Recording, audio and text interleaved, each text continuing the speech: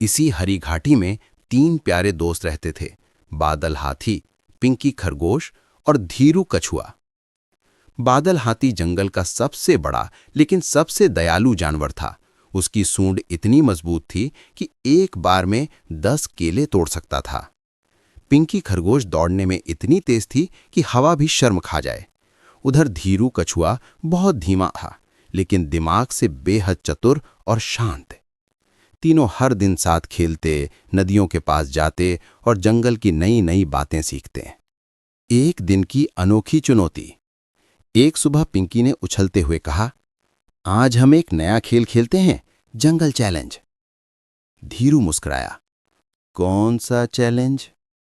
पिंकी ने गर्व से कहा, हम तीनों दौड़ लगाएंगे, जो सबसे पहले धूप पहाड़ी तक पहुंचेगा वही जीतेगा। बादल हाथी ने हंसते हुए कहा, पिंकी तू तो सबसे तेज है, फिर हम कैसे जीतेंगे? पिंकी बोली, लेकिन ये मजेदार होगा।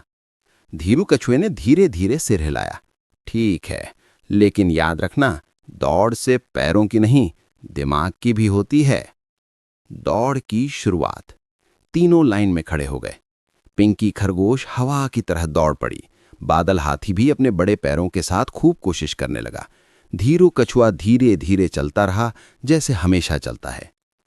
पिंकी दौड़ते दौड़ते घनी झाड़ियों में घुस गई। वहां उसे बहुत सुंदर लाल लाल फल दिख गए। वाह, पहले फल खा लूं, फिर आगे बढ़ूंगी, उसने सोचा। उधर बादल हाथी को एक फंसे हुए बंदर की आवाज सुनाई दी। वो रुका और अपनी सूंड से उसे बाहर निकाला। धन्यवाद हाथी भाई, बंदर बोला। बादल बोला, मदद करना दौड़ से ज्यादा जरूरी है।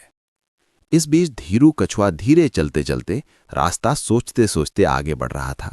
उसने न कहीं रुका, न ध्यान भटकाया। अंत में हुआ क्या? धूप पहाड़ी की चोटी पर सबसे पहले कौन पहुंचा? धीरू कछुआ। पिंकी फलों में उलझ गई थी और बादल हाथी दूसरों की मदद में। दोनों बाद में पहुंचे। पिंकी हैरान होकर बोली, अरे धीरू, तू कैसे जीत गया? धीरू मुस्कराया, क्योंकि मैं धैर्य से चला और बीच में लालच या परेशानी ने मेरा रास्ता नहीं रोका। बादल हाथी ने कहा, और मैं दूसरों की मदद के कारण देर से पहुंचा, लेकिन मुझे खुशी है। पिंकी ने सिर झुकाया। मैंने जल्दबाजी की, रुकी, भटकी। मुझे तुम दोनों से सीखना चाहिए। तीनों दोस्तों ने उस दिन एक बड़ी बात सीखी। तेज होना हमेशा जीत नहीं दिलाता, बड़े होना हमेशा ताकतवर होना नहीं होता, और धीमा होना हारना नहीं होता। सच्ची जीत उसी की होती है जो धैर्य, समझदारी और दयालुता से आगे बढ़ता है। और तीनों दोस्त पहले से भी ज्यादा प्यार और समझदारी के साथ जंगल में रहने लगे, हंसते, खेलते और प्रकृति का सम्मान करते हुए।